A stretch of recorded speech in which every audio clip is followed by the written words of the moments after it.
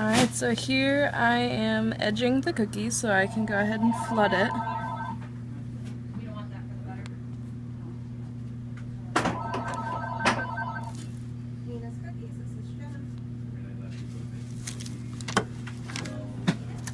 And I've got my flood icing here.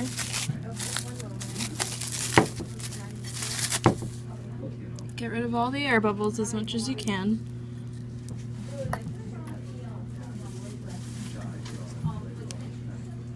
Get a nice scoop.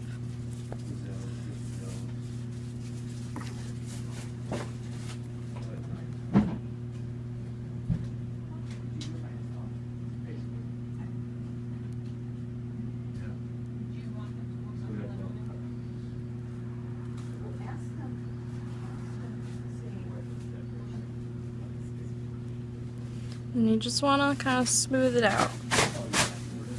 Now I use a spoon, other people use a spatula or a bottle or even their bag. I just like the spoon the best. And then you can take your toothpick, just pop all the air bubbles.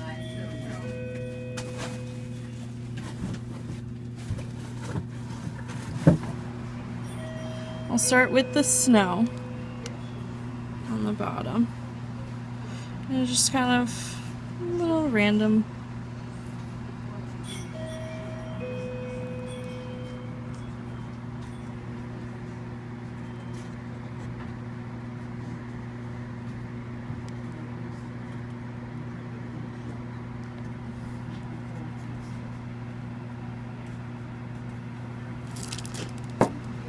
And then for a little extra embellishment, put some nonpareils on there.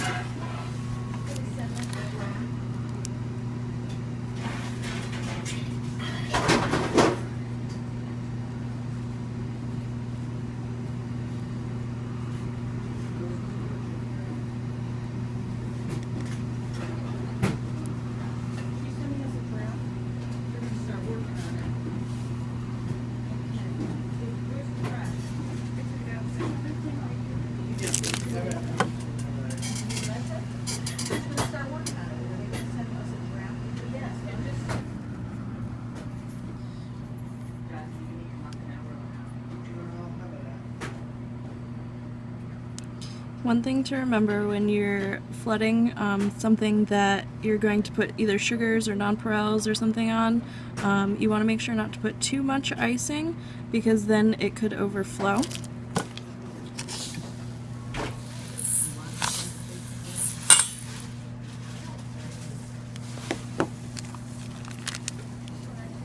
And when you're flooding a cookie and you're doing your edging, you always want to make sure that the edging icing is a little bit thicker than your flooding icing, because again you'll run into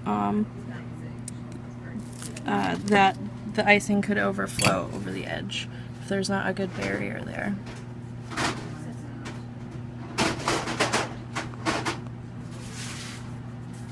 And the way I like to do it is I always go right to the edges first.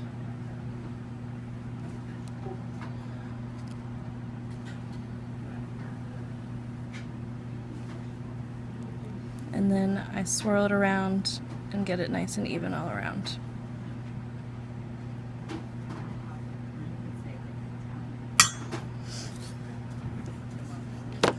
I always like to have a toothpick handy because it's the best tool that I find to have around. And when you're doing lines, especially wet on wet, you want it to be an in-between kind of consistency. You want it not too loose that it's gonna run everywhere, but thick enough so that it'll keep its shape, but not too thick that it's not gonna fall into the icing. And especially when you're doing lines, you always want to clean your tip before you start your next line, because otherwise you'll get a big goop like that right there. And there you go.